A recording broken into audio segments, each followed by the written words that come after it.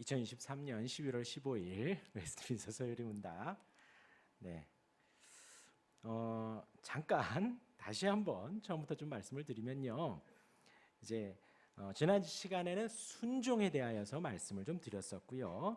우리가 순종하는 것이 말씀이고 그것이 오직 성경이고 전체 성경이다 말씀을 드렸습니다. 그래서 전체 성경에 대해서 이제 십계명을 들어가기에 앞서서 오늘은 도덕법에 대하여서 잠시 나눌 텐데, 하나님께서 처음에 사람에게 순종의 법칙으로 주신 것이 바로 이 도덕법이라는 것입니다. 그래서 도덕법은 일반적인 사전적 의미에서 인간이 지켜야 할 도리나 바람직한 행동 규범을 말한다는 거예요.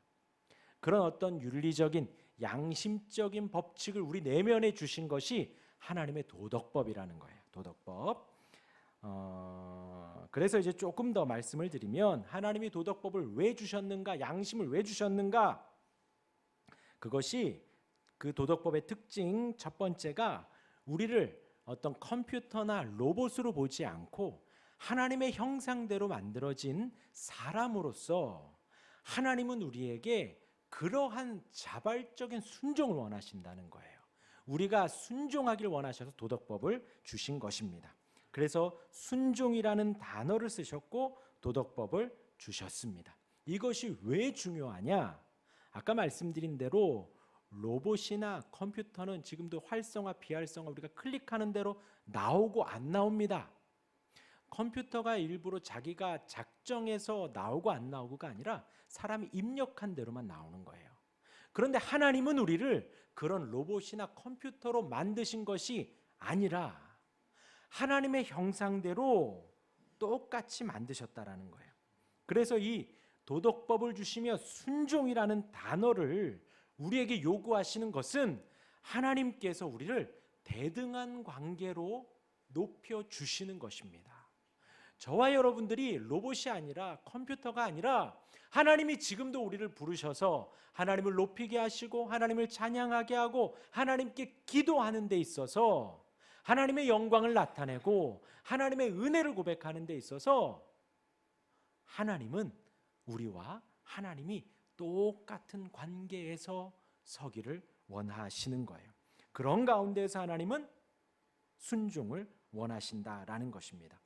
지극히 높으신 하나님이 피조물에 불과한 저와 여러분들에게 다가오시고 말씀하시고 또 우리에게 순종을 원하시는 그 자체가 감사의 시작이 된다라는 것입니다. 그리고 두 번째 특징이 이렇습니다. 그 도덕법은 아담과 하와의 마음에 기록된 하나님의 법과 하나님이 그들에게 선악을 알게 하는 나무의 열매를 먹지 말라고 직접 명하신 무엇으로 시작됐다고요? 그 말씀으로부터 시작이 됐다는 것입니다. 그래서 그게 도덕법의 시작이 된다는 거예요.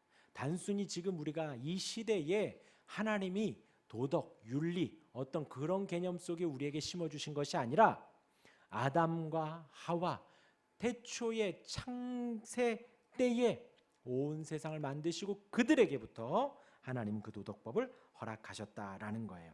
그래서 하나님이 아담과 하와를 창조하셨고 에덴 동산을 경작하고 관리하고 또 다스리고 통치하고 이름을 지어주고 하는 데 있어서 종합적인 판단력이 필요하잖아요. 그들에게. 그래서 그들에게 하나님의 법을 마음에 기록해 주셨다라는 것입니다. 그래서 이제 세 번째가 도덕법은 누가 만들었다고요? 하나님께서 만드셨다라는 거예요. 하나님이 그 하나님의 거룩한 속성을 따라서 사람들을 위해서 주신 것입니다. 그래서 시대와 장소를 불문하고 존재하는 영원한 법이 바로 이 도덕법이라는 거예요. 그러니까 우리가 신앙 고백서 할 때 그 법의 세 가지를 배웠습니다. 도덕법을 배웠고요. 의식법이라고 배웠습니다. 또 시민법이라고 배웠어요. 성경에 이렇게 세 가지 법이 나온다는 거예요. 그런데 이제 도덕법은 우리가 이제 배우는 십계명으로 요약이 되고 의식법은 제사법을 말하는 거예요. 그때 당시에 제사하는 여러 가지 방법들. 그래서 그 의식법은 예수님의 이 땅에 오시고 십자가 지심으로 완성이 되셨죠. 또 시민법은 그때 당시에 이스라엘 백성들의 그때 당시 유대 민족 이스라엘 민족에게 주신 그때 당시의 법이에요. 그러하기 때문에 지금 그 법을 그대로 우리가 지킬 수 없지요.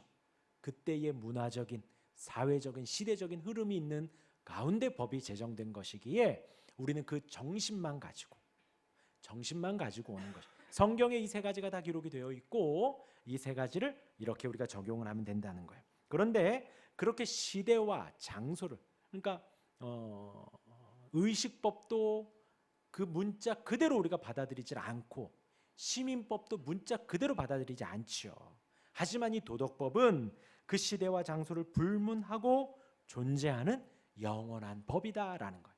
도덕법의 특징이 그러합니다. 그리고 마지막 네 번째로 도덕법에는 무엇이 드러난다고요? 하나님의 사랑과 거룩과 인자 같은 속성들이 나타납니다. 그래서 성도들은 하나님의 진리로 이끄는 빛과 등불과도 같습니다. 우리 마음 안에 하나님 허락하신 그 도덕법이 하나님의 사랑을, 거룩을, 또 인자와 같은 하나님의 속성을 쫓아간다라는 거예요. 그래서 이 성도들로 하여금 빛과 등불과도 같은 역할을 한다는 것입니다. 그래서 성도들은 하나님이 주신 도덕법에 따라서 삶의 다양한 상황을 판단하고 여러 결정을 내리며 인생을 성도로서 살아가는 것입니다. 그렇게 이제 도덕법을 40문에서 이야기를 하고요. 41문이 시작이 됩니다. 제가 문을 읽으면 여러분들이 답을 읽어주시면 됩니다. 41문, 도덕법은 어디에 요약적으로 포함되어 있나요?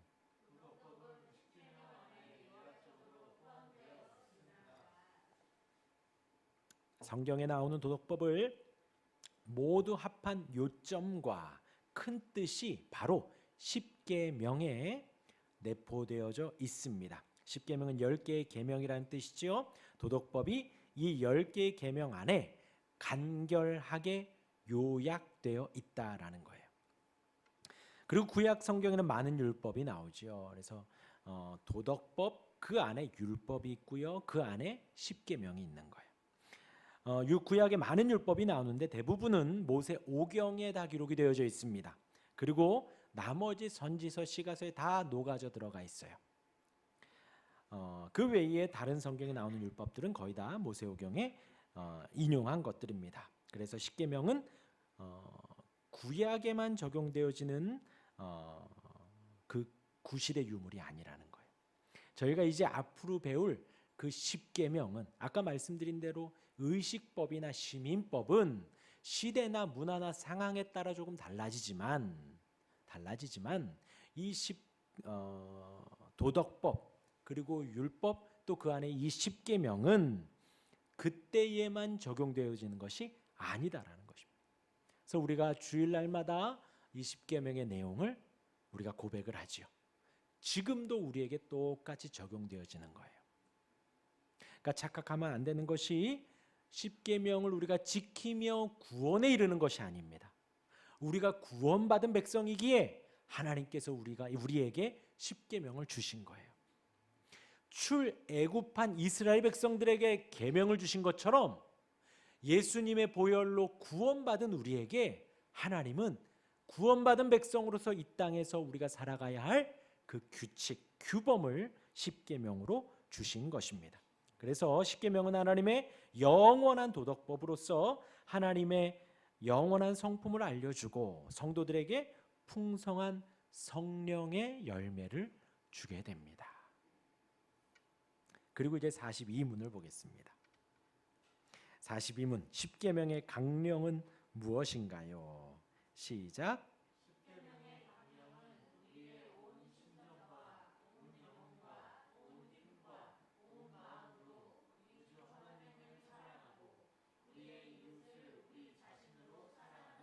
네. 그 다음 영어 나오나요? 영어 시작. 그렇습니다. 그래서 그 강령이라는 단어가 이렇게 나오죠. 총량, 요점, 강령, 썸이라는 거예요. 그렇죠? 이제 사전적 의미가 일에 으뜸이 되는 큰 줄거리를 강령이라고 합니다. 그리고 정당이나 단체 따위가 입장, 목적, 방침, 계획 또는 운동의 순서 등을 요약해서 열거한 것을 강령이라고 합니다. 그래서 십계명의 요점은 무엇이냐? 십계명의 가장 으뜸이 되는 큰 줄거리는 무엇이냐? 이것이 이 42문의 문제이고, 이제 앞으로 우리가 다음 주부터 십계명을 배울 건데요. 그 십계명을 배우는 데 있어서 우리가 먼저 알아야 할 것이 무엇이냐? 그 십계명이 말하는 바가 뭐냐? 이것의 답이 이렇다라는 거예요. 우리의 온 심정과 영혼과 힘과 마음으로 우리 주 하나님을 사랑하고 우리의 이웃을 우리 자신으로 사랑하는 것입니다. 여기에서 우리가 오늘 읽은 본문 말씀을 보도록 하겠습니다. 마태복음 22장 우리가 34절부터 봤지요. 예수께서 사두개인들로 대답할 수 없게 하셨다 함을 그들이 들었습니다. 바리새인과 논쟁을 하고 사두개인과 논쟁을 했지요. 다 예수님께서 아무 말도 못하게 그들에게 답을 해 주셨습니다. 마지막으로 율법사와의 대화입니다. 율법사는 율법에 아주 정통한 사람들이에요. 아주 율법을 많이 외우고 있고 알고 있고 가르치는 사람이다라는 거죠. 그 율법사의 질문이 이렇습니다. 선생님, 율법 중에서 어느 계명이 크니까? 율법에 600여 가지가 있고 300여 가지가 지킬 것이고 300여 가지가 하지 말라는 것이고 여러 가지 모든 율법을 다 통틀어서 가장 큰 계명이 무엇입니까? 하는 질문을 하셨지요. 그리고 이 사람은 이렇게 질문을 하면서 자신이 있었던 거죠.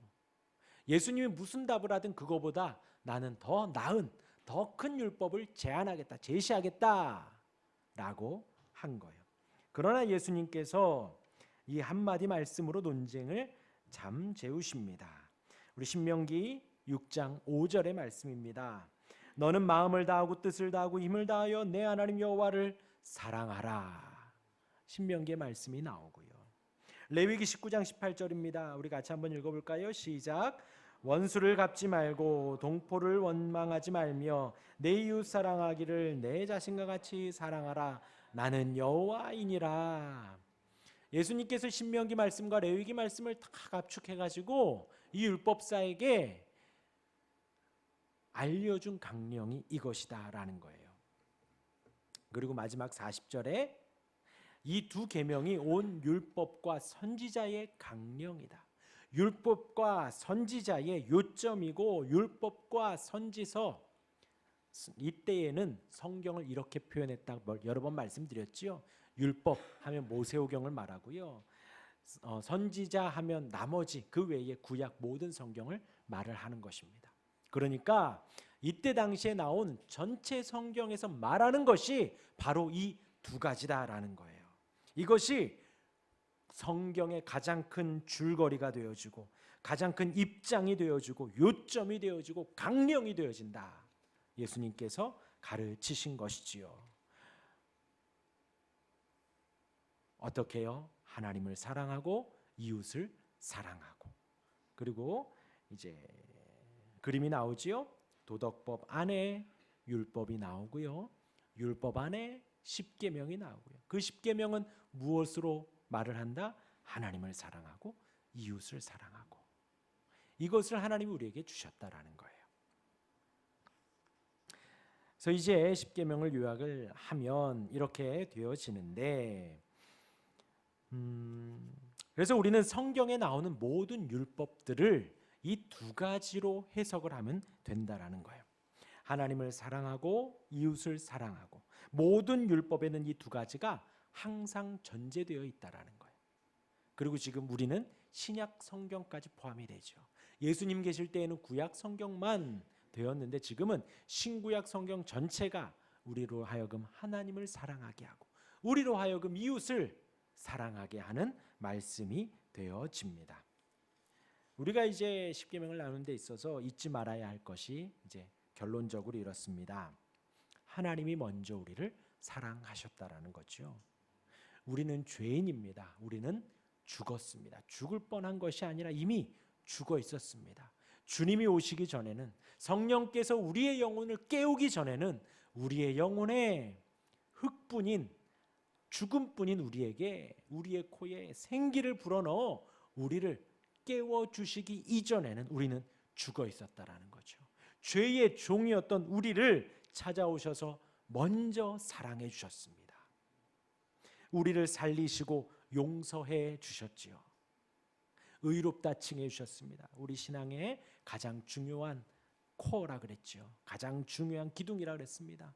우리로 하여금 값없이 의로움을 허락해 주셨습니다.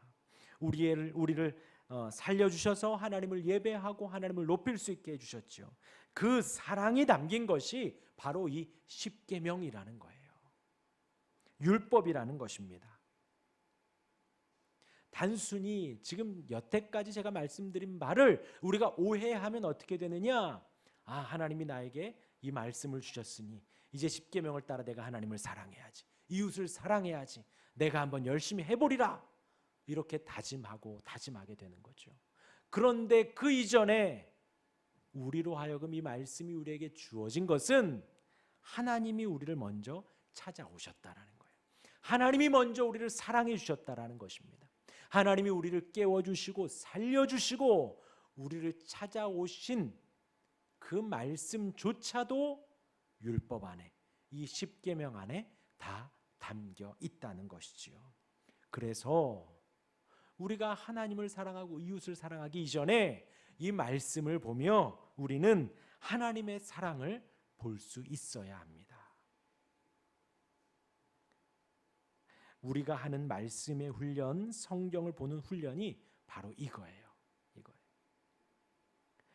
성경에서 하나님의 사랑을, 하나님이 나를 얼마나 사랑하시는지, 이스라엘을 얼마나 사랑하시는지, 이스라엘을 어떻게 인도하셨는지, 또한 나를 어떻게 인도하셨는지, 하나님께서 아브라함에게 어떠한 사랑과 은혜로 인도하셨는지, 이삭에게, 야곱에게, 신약에서 베드로에게, 12 제자들에게, 사도 바울에게 하나님이 어떻게 인도하셨는지, 그리고 그 사랑이 나를 또한 얼마나 사랑하는지를 우리가 볼 수 있어야 한다는 거예요. 찾을 수 있어야 하고 만날 수 있어야 한다는 것입니다. 그렇게 우리가 받은 사랑, 그것을 보고 느꼈던 사랑으로 우리가 하나님을 사랑하는 거예요. 그 사랑으로 이웃을 사랑하는 것입니다. 우리가 율법을 제대로 이해하였는가를 알려면 우리가 하나님의 사랑을 아는지, 그 사랑의 근거에서 하나님과 이웃을 사랑하며 사는지 살펴보면 된다는 거예요. 내가 얼마나 하나님을 사랑하고 있는가, 그 이전에 하나님이 나를 얼마나 사랑하는가, 그리고 그것은 율법을 얼마나 내가 이해했는가, 말씀을 얼마나 보고 있는가, 그것으로도 알 수가 있다라는 거죠. 나는 성경을 많이 읽었어, 나는 성경을, 기도를 많이 했어, 그것이 중요한 것이 아니라 아무리 성경을 많이 읽고 기도를 많이 하고 모든 예배에 빠짐없이 출석한다 해도, 또 모든 부서에서 열심히 봉사를 한다고 해도, 이제 이번 주에 여러분들에게 종이를 한 장 나눠드릴 거예요. 내년에 우리가 어디서 봉사할지를 체크할 수 있는, 다 체크하셔도 돼요. 복수 가능합니다. 하나만 체크하는 게 아니라 여러 개 체크하셔도 돼요. 아무리 열심히 봉사한다 한들, 예배에 빠짐없이 나온다 한들, 우리가 하나님을 사랑하고 이웃을 사랑하는 증거가 없으면 그는 아직 율법도 모르고 하나님을 모르는 사람이 된다는 거예요. 그래서 여기서 이제 증거라고 그러죠. 제가 이번에 세미나를 다녀와서 그 원리와 원칙에 대해서 잠깐 말씀을 드렸지요. 그래서 그 목회 연구소 소장님이 그 이야기를 하시더라고요. 우리가 원리를 아는 만큼 원칙을 세워서 살아가라는 거예요. 그러니까 저와 여러분들이 하나님을 사랑하지요. 상대적입니다. 상대적입니다. 다 저와 같이 할 수 없고 다 이 사람처럼 할 수는 없습니다. 다만 내가 성장하는가 성장하지 않는가, 내 신앙이 자라는가 여부를 우리가 적어도 내가 판단하는 데 있어서 그 원칙을 세워두고 그 원칙에 얼마나 하나하나씩 세워서 성취해 가는가를 볼 수 있다라는 것이죠. 하나님을 사랑하고 이웃을 사랑하는 증거, 하나님을 사랑하고 이웃을 사랑한다는 원리는 우리가 너무나도 잘 알고 있어요. 하나님이 나를 사랑하셨고 그 사랑으로 내가 하나님을 사랑하고 이웃을 사랑한다. 이 원리는 너무나도 잘 알고 있습니다. 그에 따르는 원칙을 하나씩 세워보시라는 거죠. 새벽 예배가 시작을 했습니다. 혼자 기도하니까 너무 좋아요. 근데 같이 하면 더 좋을 것 같습니다. 그런 원칙을 세우는 거예요. 아까 말씀드렸죠. 이것이 나의 구원의 척도가 아닙니다. 하나님이 나를 얼마나 사랑하시는가를 내가 표현하는 거예요. 이것을 이제 이런 이야기를 하시면 그 목사님이 성경에 여러 가지 수치가 나오잖아요. 수치가 구약에도 뭐 인원수가 나오기도 하고 계보가 나오기도 하고 신약에도 베드로가 복음을 전했을 때 뭐 3,000명이나 이렇게 5,000명이나 변화되는. 그러니까 성경에서도 그러한 수치를 원칙을 정해놓고 그러한 일들이 있었다라는 것을 인용을 하여서 저와 여러분들에게 도전을 주더라고요. 그것에 우리가 매여서 나를 막 정죄하고 우울하고 막 그렇게 빠질 것까지는 없지만 우리가 아까 말씀드린 대로 하나님 주신 인격과 하나님 형상대로 만들어진 사람으로서 우리가 하나님을 섬기는 데 있어서 각자 개인적인 그 원리에 합당한 원칙을 세워 하나 정복해 가라는 것이죠. 혹 올해에 내가 이렇게 해서 내년에는 더 나아서 이렇게 하겠다. 그 원리는 뭐예요? 하나님을 내가 사랑하니까, 이웃을 내가 사랑하니까 하는 그 원칙의 삶의 증거를 보이라는 것입니다. 단지 율법과 십계명, 하나님을 글로만 이해하고 전인격으로 이해하지 않으면 그렇게 된다는 것이죠. 마음과 목숨과 힘과 뜻을 다하는 사랑이 바로 그런 것입니다. 단순히 머리와 글로 아는 것은 사랑이 아니기 때문입니다. 소율이 문답 삶을 읽다 정효석, 세물결 플러스 57페이지에 이렇게 나와 있습니다. 무슨 말씀인지 아시겠죠? 우리의 삶에 있어서, 우리의 신앙에 있어서 하나님을 사랑하는 것, 이웃을 사랑하는 것, 그것에 대한 증거가 우리에게 온전히 드러날 수 있기를 바랍니다. 그리고 그것이 이제 십계명, 여러분들이 아는 그 십계명으로 아주 세세하게 나올 거예요.